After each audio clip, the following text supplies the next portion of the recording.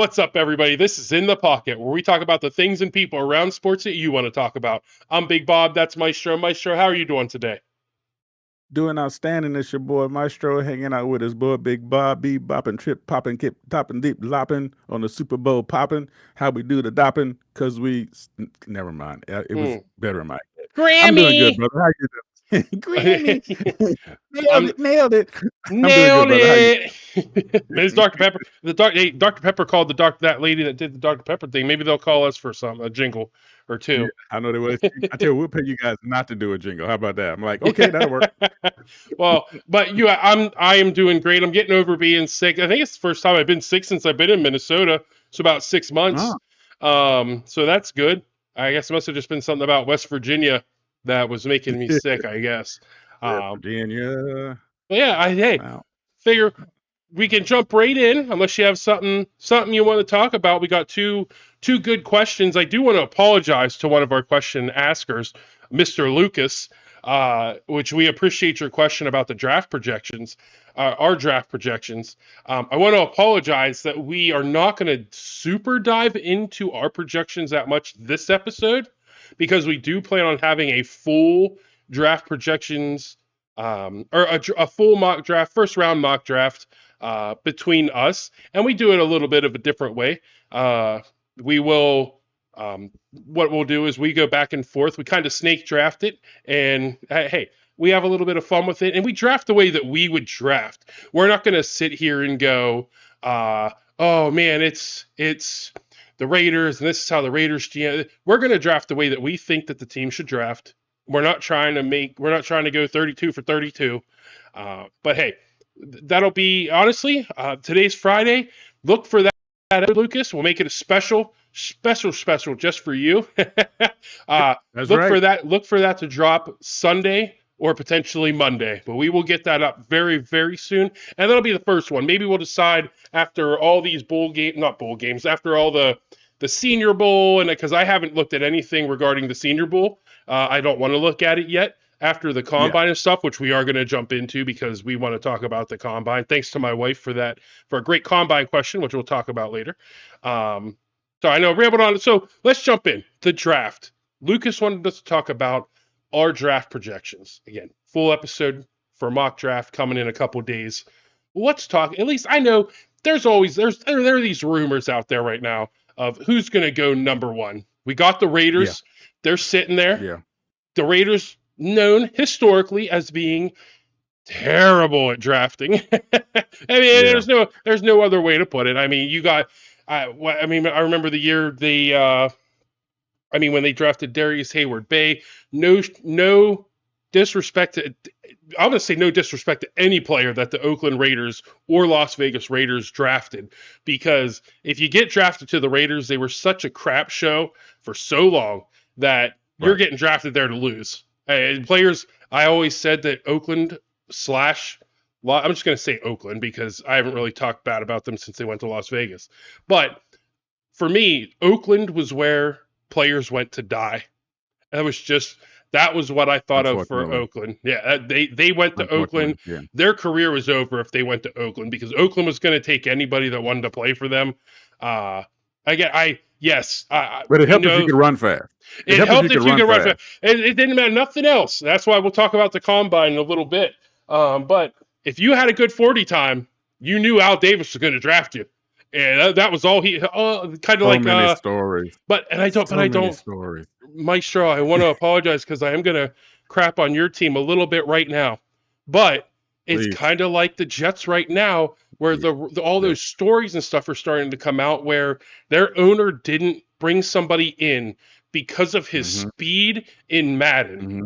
That is ridiculous. That is crazy. Listen, you're not crapping on my guys because we do it ourselves, and everybody who knows how much I love LOVE with a capital accent aigu on the E, the Jets. All right. And I will never not love them, but we make bad decisions for bad reasons. So, brother, you are not hurting anybody. I can handle the truth. I don't care what my man said. I can handle the truth, and I will often speak the truth to the detriment of my friendship with some of my buddies who also like green and white. It's just what it is, baby. Yeah, I mean, and that's the thing. I mean, the Vikings are the same way. For one, the last couple of years, terrible at drafting. That's why Queasy does not have a job anymore. Right. We're just, if we're being honest. Fortunately, we did keep O'Connell around for now to make sure that this season was a one-off. Uh, Hmm. but who's But there's a difference, some. though, Bob. Baby, there's a difference, and I'm gonna say, please, put your thought right where you are, please.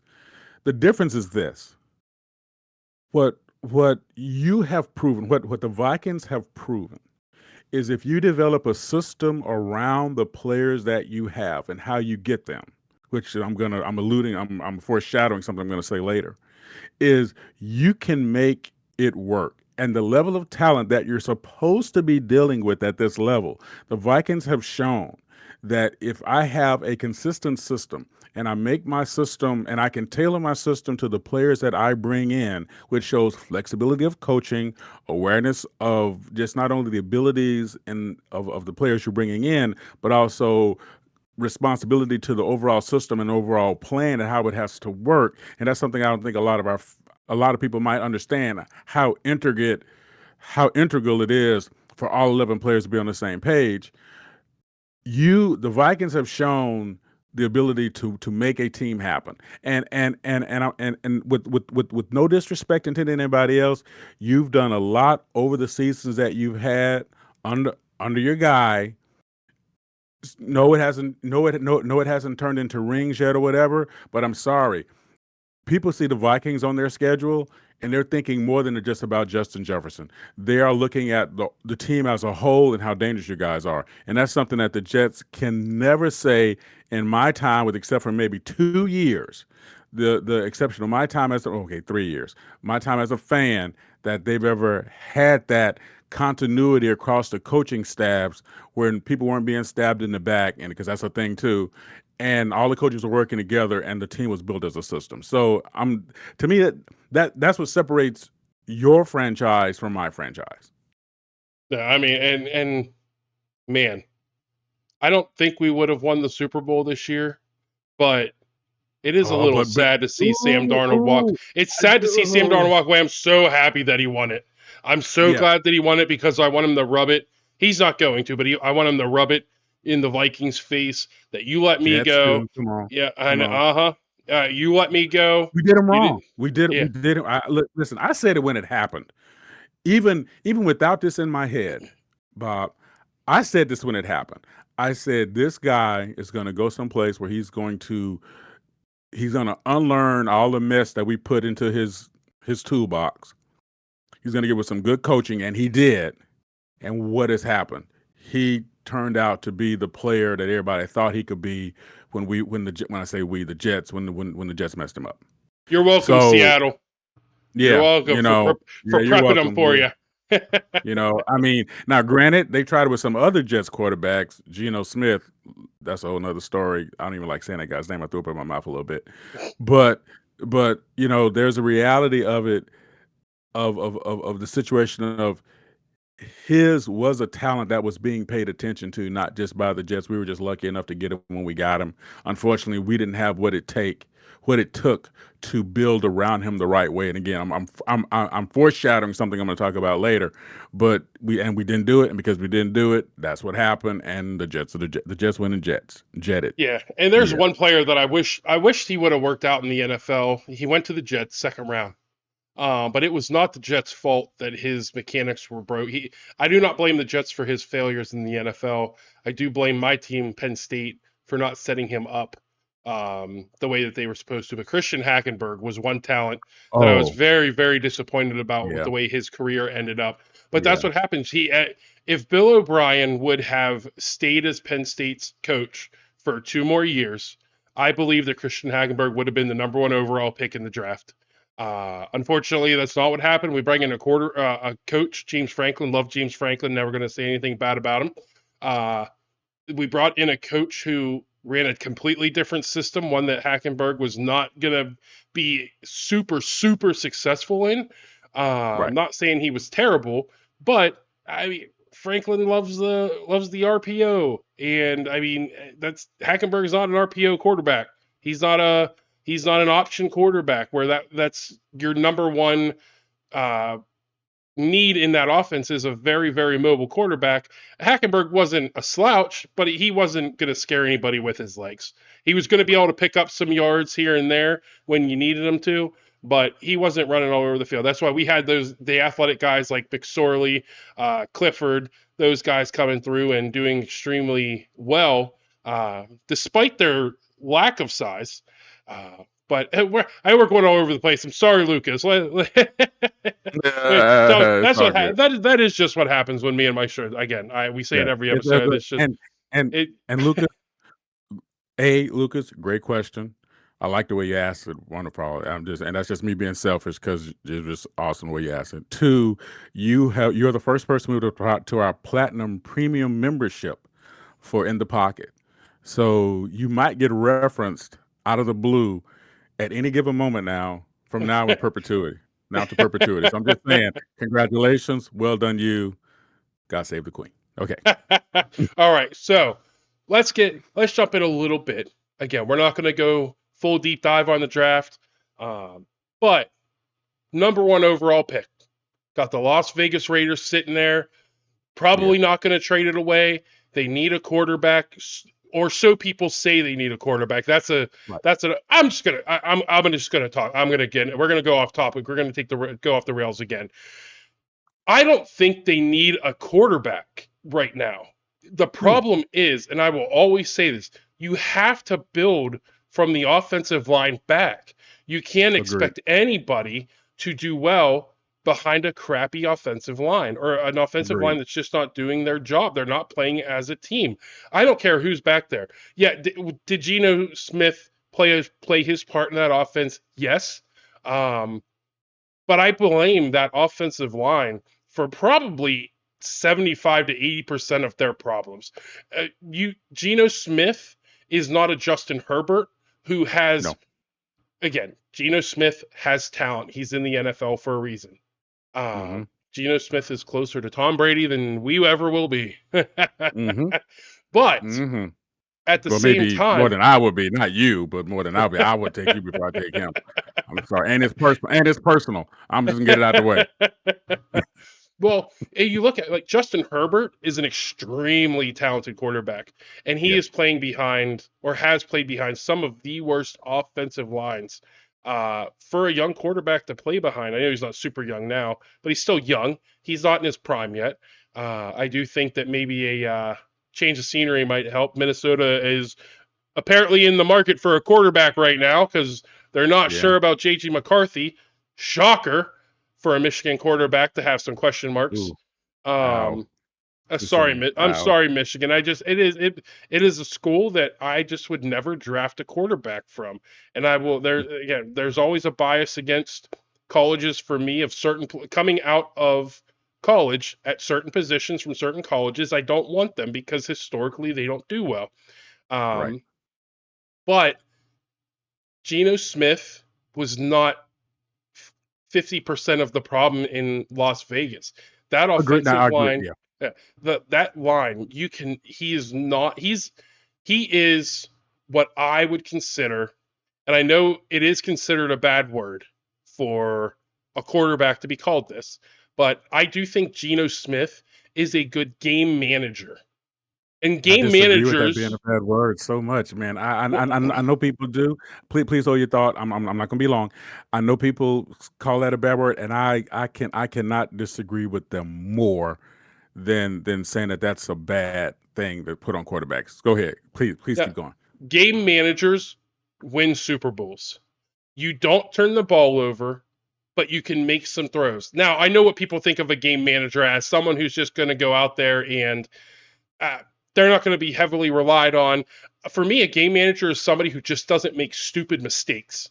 Now that I say that out loud, I do probably want to reel it back a little bit and say I don't think Geno Smith is a good game manager because he does. I don't think he's a good one either. I do not think he's a good one either. But he is a manager of games. We'll say that. He does make some dumb throws. That's like a Jameis Winston. Now, Jameis Winston he is a talented quarterback. I did want the Mm-hmm. Vikings to bring him in last offseason. God, Maestro, we go so far off the rails. I'm sorry, everybody that listens. This is why our views are down, Maestro. Uh-oh. Uh-oh. I thought it was my lack of cologne. I thought it was my lack of cologne. Oh God. I don't even remember what I was saying. About how uh, the Vikings taking in James. You wanted well, the Vikings Jameis to take Winston, in like Jameis Jameis Winston. Winston, Yeah. Jameis Winston is a good quarterback. Yeah. He trusts himself so much, or he Yes, he tries does. to do so much. Again, not Yes, he saying does. he's on the same level as Brett Favre, but he is like Brett Favre when it No, he's comes to not. throwing the ball. He Yes, he is. he makes a mistake and he forgets about it the next play. Does he sometimes make that same exact mistake 4 or 5 more times in a game? Absolutely. Sometimes that happens. But that's same with Brett Favre. You knew you were going to live and die by Brett Favre's arm. You knew Right. that you were going to live and die by that decision that he was going to make. I can have a wide open receiver running down the left side of the field by himself and a receiver being triple covered on the other side of the field. And he goes, my arm's good enough. I'm going to try that triple team. But Jameis Winston, he trusts himself more than he should. But that's what I want in a quarterback is somebody who trusts themselves to make throws because you're going to Right. make them more times than not. And I wanted to jump back because we were talking about Darnold, and I forgot until I think it was 2 days ago. I saw something on TikTok. I forgot he was the quarterback that everybody made a big deal about sitting on the sideline saying, "I'm seeing ghosts." And Right. people made such a big deal about that. Oh, he should have never said that. Oh, blah blah blah blah. Dude was being honest. He was You got to know who in you that are, man. in those You- moments. He was in over his head with what he had to deal with, and he was being open and honest about how he was feeling in that moment. I don't think it was a big deal that he ever said it, but I did I forget don't think it was until either. I saw a great highlight. It was a highlight from throughout his career up to the Super Bowl win, and it started with his first pass as a New York Jet being an interception Mm-hmm. for was it? I think it was Right. an interception for a touchdown, Well, pick six. and Yeah, it was a then pick six. yep, and then it went on to like one of the next two clips was him saying, "I'm seeing ghosts." Like, hey, he admitted it. We can't get mad at people for admitting whenever they're scared. We can't. Okay. And Yeah. Dude, you're so right, Bob. And I apologize for cutting you off, but I just gotta say this, man. The pressure that people are under at that level. Some people welcome it, some people don't, and you can tell the ones who don't. You can tell the ones who back away from. You can tell the ones who lean into it. You can you know right away. But the mental health to be able to deal with that stress at that level when you're in a position where you're one of 32. You're not like wide receivers. You're not like running backs. You're not like defensive tackles or cornerbacks or whatever. You're one of 32, and your name is spoken usually right alongside with another person who's one of 32, and that's the head coach. People rarely know the coordinators. People rarely even know the position coaches, and people certainly don't know the quality control coaches. But they will know the head coach, and they will know the quarterback if they know no one else. So there's some pressure that you're under, and I would rather have someone willing to to save their mental health by saying, "This is where I'm at right now, man," which means I need my team. I need my guys. Come with me. Talk to me. Push me. Throw some water on my head.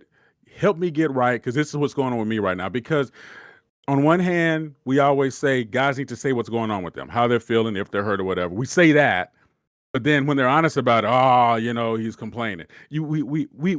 Bob, we can't have it both ways. And I'm sorry. I know I'm not speaking to the people who with us, because we have the most intelligent audience in the history of sports podcasts. It's just been proven. I don't make the rules. genius. You guys are geniuses. Genius level is what it is. I don't make the rules. I just report it. But the reality of it is, when he said that, look at what led to that.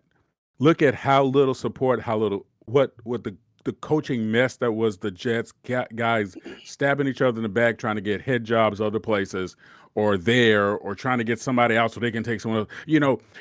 Dude, it's a mess. And unfortunately, cats like him suffer for that because of what's around them. And Hmm. and so, again, I looked at it as a moment of complete honesty, of being able to say, if you play for me and I play for you, I should be able to come to you and say, man, listen, dude, I'm hurting right now. And you say, I got you, boo. Don't worry about it. And the same thing, you come to me, man, I can't really get to my left. I got you there. Because we hear stories of these linemen who talk about when they played together and how one guy said, you know what, my left ankle's hurting. So when we do this blocking scheme, I knew his left ankle was hurting. So I knew I had to do X, Y, and Z to help compensate for my man. That's how much the line people work together. And it's so funny you said what you said. I promise I'm gonna let you get back to your thought. You have to have receipts, right? So I'm gonna try something here. I'm gonna put up what I wrote, and in the middle it says every team needs or wants. And what I got first, O-line, right there. O-line is first. So we didn't even talk about that. But to me, I'm with you. That's where everything starts. So I just want the receipts out there, and it's something you and I didn't even talk about. But when I was making my list of stuff after Lucas's question, that's the first thing I wrote down. So that is a huge go with, and to kind of put a thing for me anyway on the Brett Favre, Jameis Winston thing, a quarter of a second. A quarter of a second. When you look at them at their best, and I know people don't say that with Jameis Winston, but I'm sorry, he did have some really good moments. And you look at how their arm strength was compared, their spin rotation. We have all these metrics now that you can go and look, so you can Maestro check me on this one. But generally, it was around a quarter of a second difference in their release to a point, not their release from with the ball, but their release to a point that made the difference between Brett Favre getting it through a pinhole, getting a touchdown, or Jameis Winston, quarter of a second later, it becomes an interception, because that's the kind of speed you're dealing with in that league. So Yeah. that's not a lot of difference. And that being said, it's what it is. If you don't believe in yourself, no one else will. Yeah. If you say you can, you're right. If you say you can't, you're right. And Jameis Winston always says he can, crab legs and all. He will always say he can. Or lobster leg. I'm sorry, too soon. It I'm was sorry. crab. Yeah, it was But crab legs. Hey, he said that they were given to him by an employee. I yeah. believe him, Maestro. Okay. You But I do that. do. I'm sorry. You know what? I believe him too, because cats like that are used to people just handing them stuff or whatever. And we Yeah. talked about that with we talked about that with the NIL stuff, I think, last episode, of how at a certain level, cats are just so used to being given stuff that it's cool. And it's just part of their social acceptance, not understanding the responsibility that what it might mean to the team with that cream cheese at the end of the table. So Yeah. anyway, sorry. But But anyway, back I back to you, baby. I know. So I do want to say I know people during a portion of that. I know people have seen me probably looking at my. You can't see my phone, but I know you can see me looking at something else for a little bit. But I want people to go back and look at those New York Jets teams with Sam Darnold as the quarterback. They weren't Mm-hmm. doing him any favors. Yes, Mm-mm. his Mm-mm. rookie season. Mm-mm. Now there were some players that I think could have been a lot better than what they ended up being. I did really like. I thought that Robbie Anderson was going to do a lot Oh, me more too. than he Oh, really did. I loved him. I'm sorry, I cut you off. I apologize. I just No, got you're excited good. hearing. But no, there I, are these guys I like love there so were. much. I really Yeah, did. He's one of the first cats who actually bought Bouthge apostrophe. I think that's how you spell it. A jersey with, because I just thought he was going to be something special, even though he was on the Jets. I said, nah, look, we're not going to have him long, but while we got him, I want to enjoy him. And of yeah, course, it didn't pan out that way. A lot of other things happened, but he was my guy, man. I was like, dude, yeah, he on the Jets was like Trey Young on the Hawks for me. Like when he came in, I loved him. I said, "Oh, this dude, this dude, this dude." Plus, with his relationship with his mom, really touched my heart, and just everything else. And then the way he performed on the field on a team that, I'm sorry, subpar is being nice. That team was straight trash. and he still found a way to perform in key moments for us, even though a lot of times it ended up being in losses. I just what he gave to the table, but I could see him becoming mentally broken down when you're on a team where the coaching staff doesn't even like each other. Yeah. I mean, but really, when you look, there's some talent. Every player in the NFL, practice squad, whatever, everybody Yes. is talented. There Mm-hmm. were some talented players on those Jets teams, or what were or could have been. Now, people are going to go to, if you just look at the roster, you're going to see some names where you're like, well, he should have done well with this guy. He should have done well with this guy. Exactly. He had a Le'Veon Bell coming off of a season that he Come refused to play on. for the Steelers, who did not live up to Oh. expectations and was traded 2 games in. I believe it was 2 games into the next season.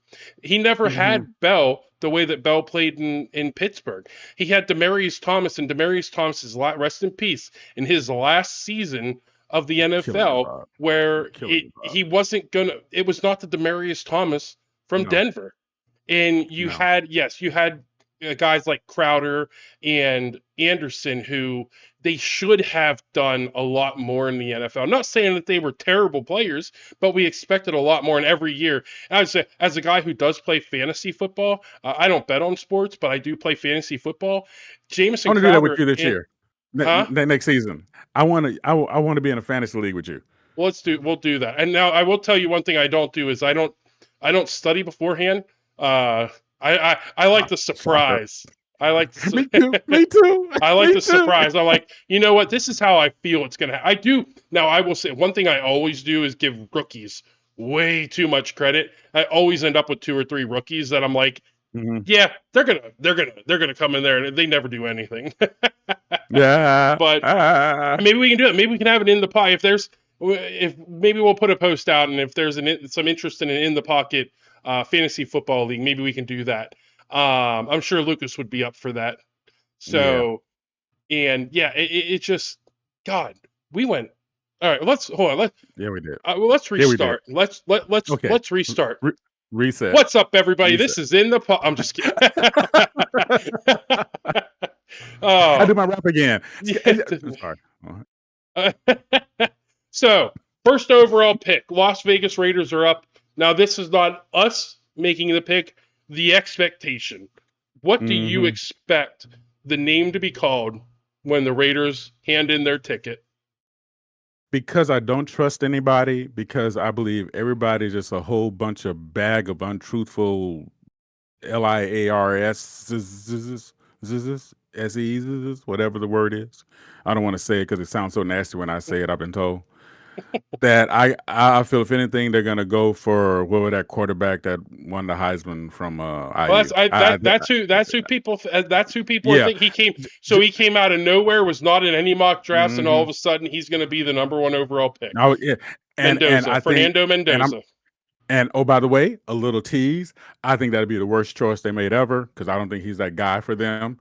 I really don't. But again, I'm teasing that later, Lucas. See, Lucas, premium platinum member, Lucas.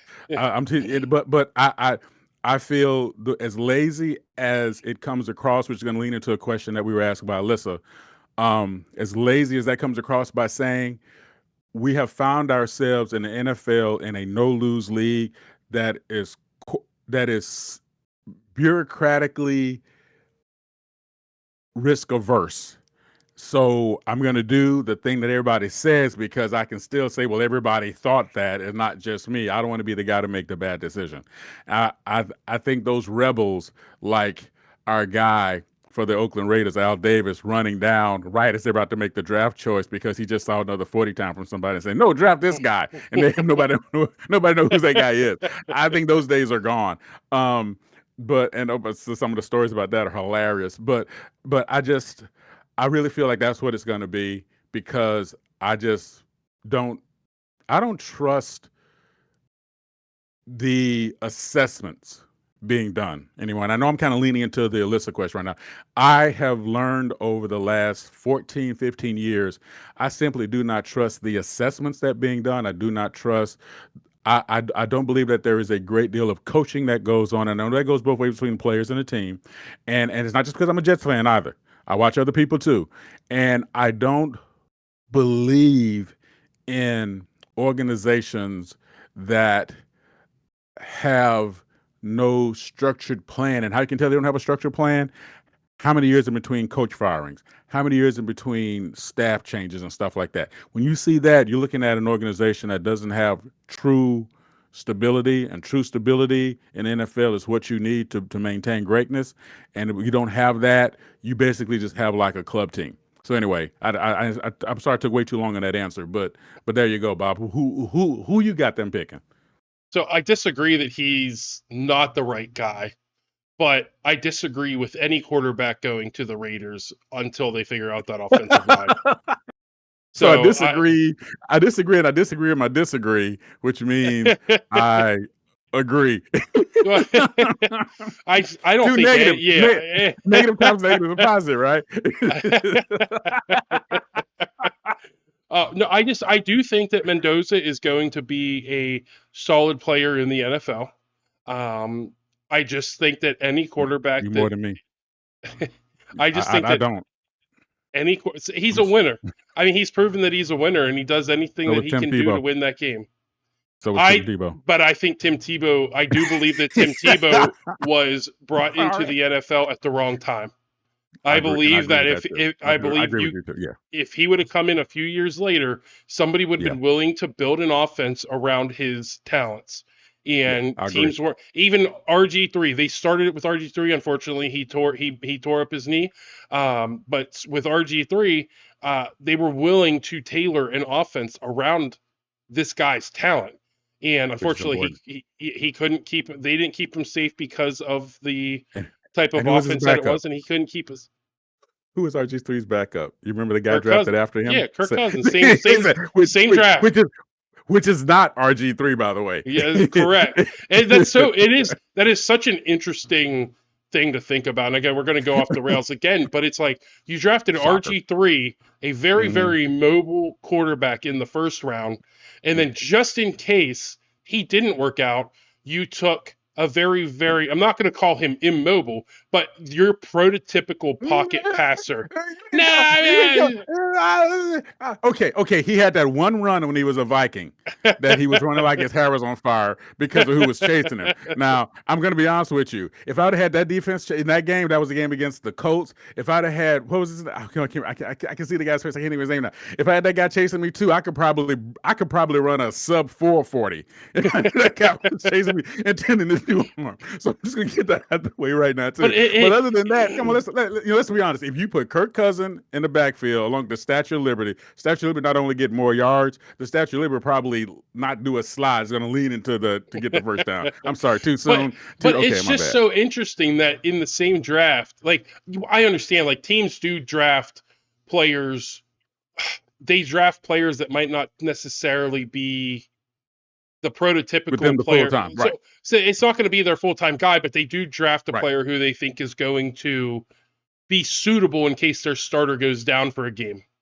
Yeah.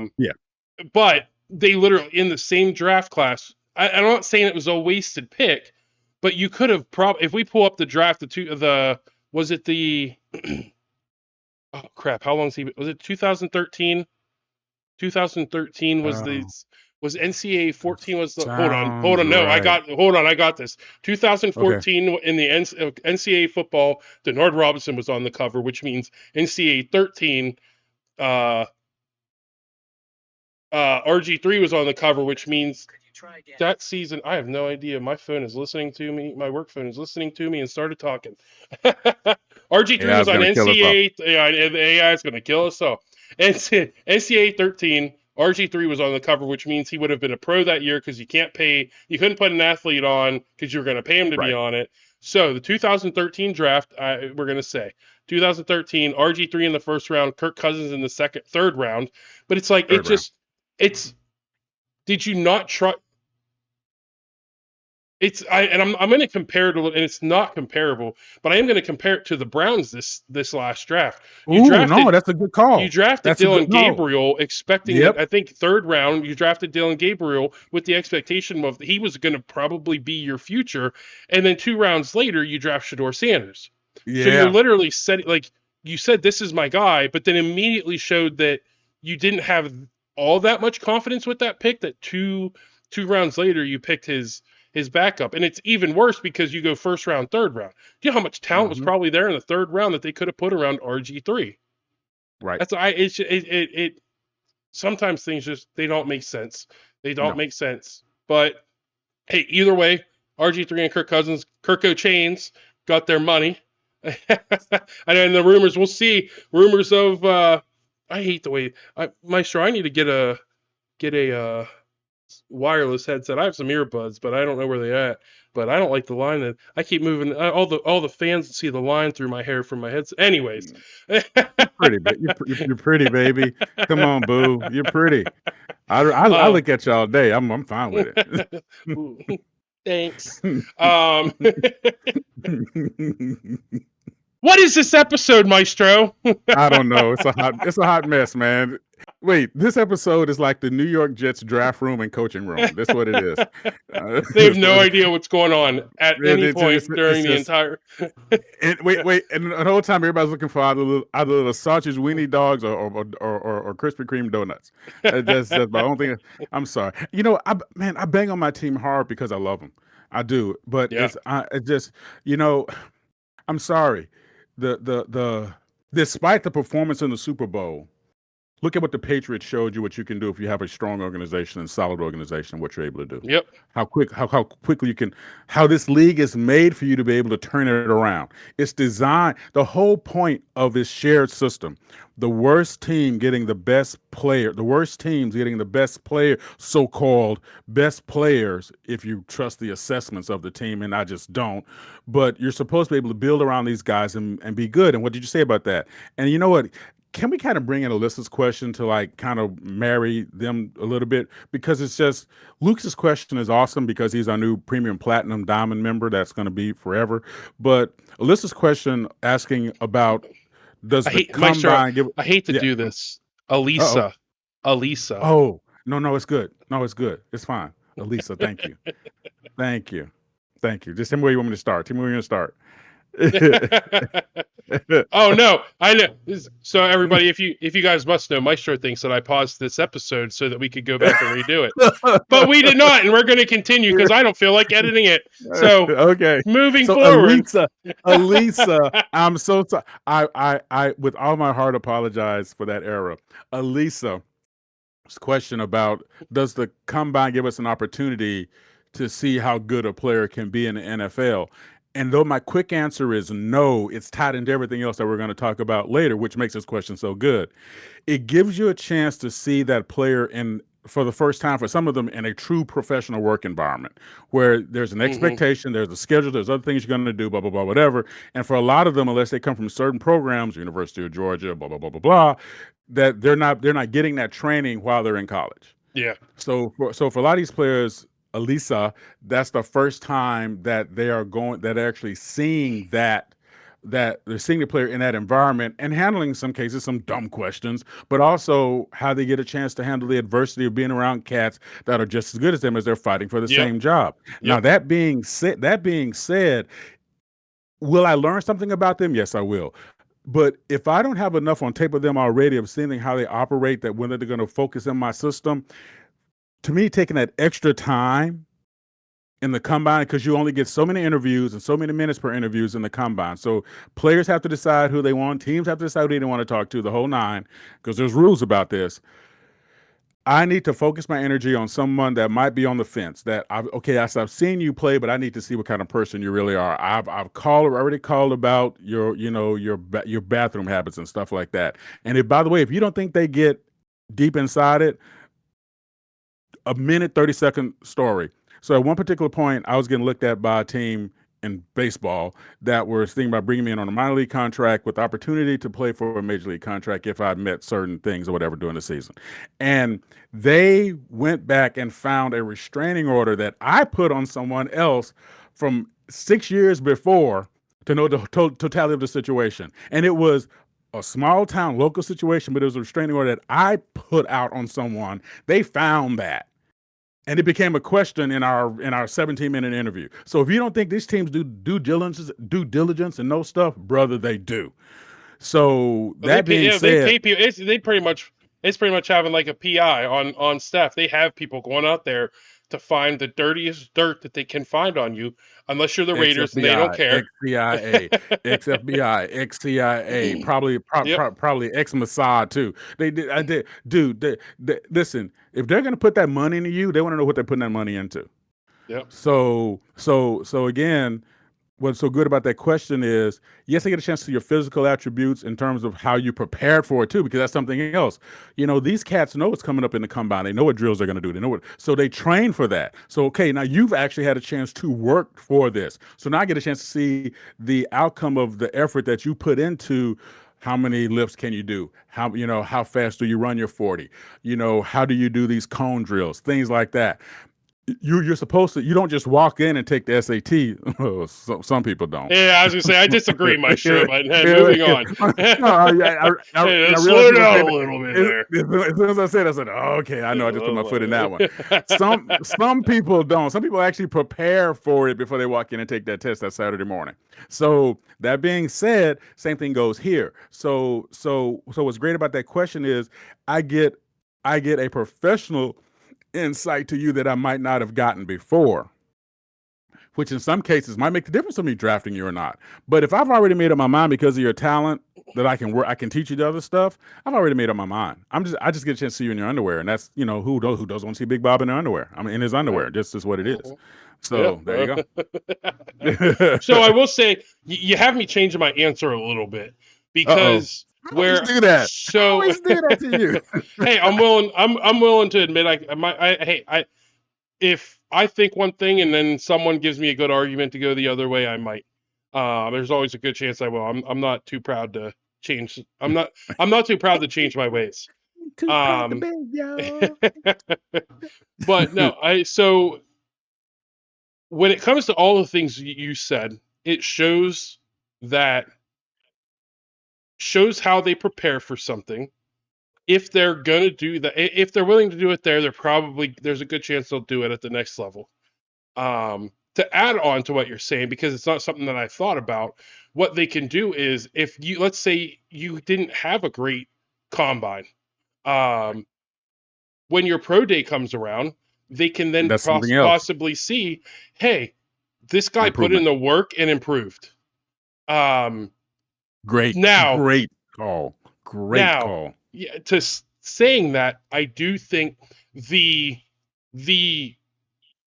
oh my god, why can't I think of I'm losing it, Maestro. We went all this time running our mouths and I don't remember what the actual events. I'm just going to call them events because I can't think of the word I want to use. The individual events, they in themselves are useless. Your 40 time is useless.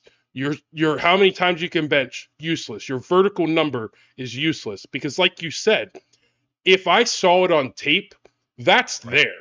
I can train to do this or that at the combine. You have your workout warriors. Penn State with under James Franklin became known for their workout warriors, and True. it improved.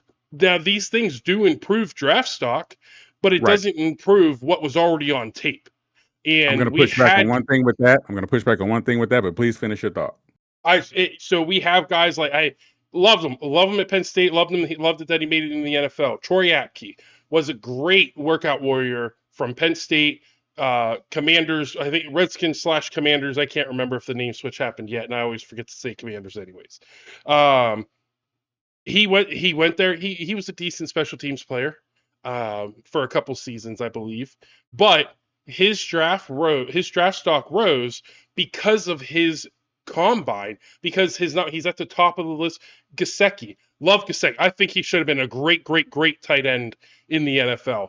Still there. I think he was with the Bengals this season, or at least that was the last place that I remember him being. Was with the Bengals, I think. But his numbers at the combine made people really put more eyes on him. Now, could that potentially bring to light diamonds in the rough? Absolutely, because if you have that D3 guy I don't think very many. If you have that small school guy who gets an invite and they blow it up on that stage, and then people go, huh, maybe we should go check out some more of his tape because we weren't even looking at him before. Mm-hmm. Yes, Mm-hmm. you can find some good players because now they're on your radar more, but Right. I don't believe the numbers that come from the combine itself, the number from those particular events, they do not matter in the long run because it is just you can train for it. You can train specifically for that. Show me a wide receiver who is in a track stance every single play. One, they never do it, but you're getting in a track stance to run as fast as you can. You don't Right. do that on the football field at any position. Except, Right. I mean, so you might see some linemen, some defensive Some linemen or linemen. linebackers. Yeah. It's like, yeah. So they Yeah. might do that But that's every now and different though. again. But Yeah, it's but different. that's also, but you know though, that's also a different type of run. Yeah, Um. So here's my pushback. It's like the Olympics. I get a chance to see you how much you've worked on something. And in the moment you need to perform, when the lights are on you, all the eyes are on you, not just the other coaches, not just other GMs, not just the other scouts, but also other people that you're playing with and fighting for jobs with. When everybody's looking at you, there's no distraction. You're the only one on the field Super Bowl Sunday. What are you able to do under that pressure? And that to me, and that might not necessarily be about the event itself, or what is the revolution itself, or what like I said, whatever word they call. But it to me, it's about your mentality of performing under pressure, because that okay, I love to play golf, and I am a okay golfer when I'm by myself because I'm just free willing it all over the place. But I have friends who play and they take it very seriously, and they I don't bet on each hole, but a lot of them do, and they go out and they get lessons and they go to 1 week things and whatever, blah blah whatever. And every time I play with them, they say the same thing. They hate it when we get around a group of people to watch us tee off or watch us, tee off on a par three or whatever, because whatever it is, I have this thing when I have an audience for something, all of a sudden my game goes like Hulk. I go from being Bruce Banner and I can't even open up a door to Hulk and I'm pulling the whole house down. And it's because for something about that energy of being watched like that calms me down and I'm able to perform better. I don't feel it as pressure. I feel like, okay, everybody's watching me now, blah, blah, blah, whatever. I relax, my heartbeat slows down. Next thing you know, I'm making better swings, I'm closer to the pin, blah, blah, blah, blah, blah. And it really upsets the guys I play with so much so because they freak out when the people are looking at them. They top the ball. They slice it. All this other stuff. And I walk up, boom, right down the middle of the fairway, boom, 3 feet from the pin, boom. As this to me, that's that mentality thing that I think coaches and scouts and other people look at and see when there's only eyes on you. What are you gonna do? That's my pushback. It's not even a pushback. It's just sort of like that's my add in. yeah. No, I mean it makes sense. It does. It's you turn on the TV, you know that everybody is watching you in that particular Mm-hmm. moment. How are you Mm-hmm. going to perform? I forgot about Um, the TV part of the combine. Oh my God. oh That's yeah, I just mean yeah, but I'm glad I said that because I completely threw me off of part of my original answer was. The combine is just all about the money, anyways, baby. That's all it is. yeah. And more ways for Yeah. the NFL to make money. If they Yeah. can figure out a way Yeah. to make money, I mean that's all Underwear sports. Olympics, baby. Yeah, college Underwear Olympics. football, everything. How can I make the most amount of money? And hey, the combine is people. No matter what people say, and we can sit here and complain about all these things. And I do it every single year. Again, I'm a gamer. I play sports games. I mean, I play all games, but I play sports games every single year. We complain about them never changing, never getting any better, never this, never that. Oh, Anyway. and we buy every single. I'm not buying it. I'm not buying. You know, I say I'm not buying it, and then the day before the game comes out, I pre-order it the day before, and it makes it so much easier nowadays because you can do everything virtually. So it's like Mm-hmm. I'm like I'm not getting it. It's the same thing, and then it gets there, and you get that FOMO, the fear of missing Yeah. out. Like, oh, Mhm. you're like, well, you know what? Thank you for using that the right way. Thank you for using FOMO the right way, by the way. That was really good by you. Thank you. I You hear it personally used the wrong appreciate that. way. Oh, all the time. All the time. People, I don't I I don't think people understand what missing out really means. Yeah. By the way, but that's for another day. I'm not gonna waste time with it. But yeah. And you know what? And oh, by the way, since you're talking about that, I want to tie it into something else, dude. We the NFL, the percentage of players that were not drafted who are mainstays in NFL around is between 25 and 30%.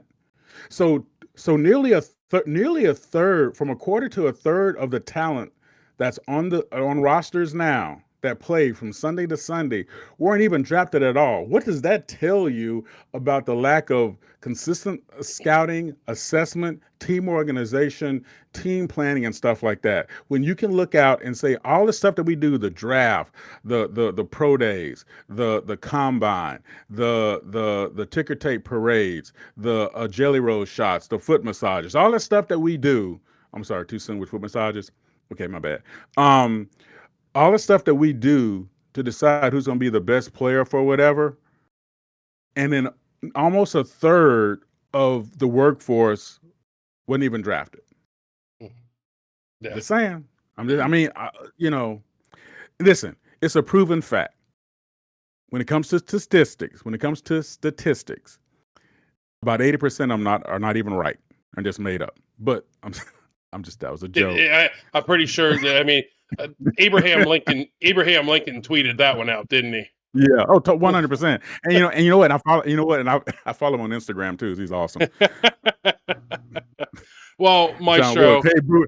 John Wilkes. Hey, Boo. You gonna be at the theater tonight? Oh, hey, man, Jesus. quit playing. I'm sorry. Too soon. Okay, my bad. Oh, well, Lucas, Elisa, Lucas, my wife. I just want to get that out there. I want to get that out there right there. I just want to say, I am so sorry, Elisa, bad maestro. Okay, I am. Please, if you can forgive me, I'll do whatever it takes to earn your forgiveness. Well, Maestro, Luke, again, great questions, guys. Lucas, Yes. again, I Awesome know we question. didn't dive into your question because we do have a special episode coming up just for that, just for you. We'll say just for you. Premium Sunday, Diamond Platinum Elite member, Lucas. that will drop Sunday or Monday. One of those 2 days. Don't want to say for sure, but it'll be one of those days. But Maestro, do you have any final words for the people?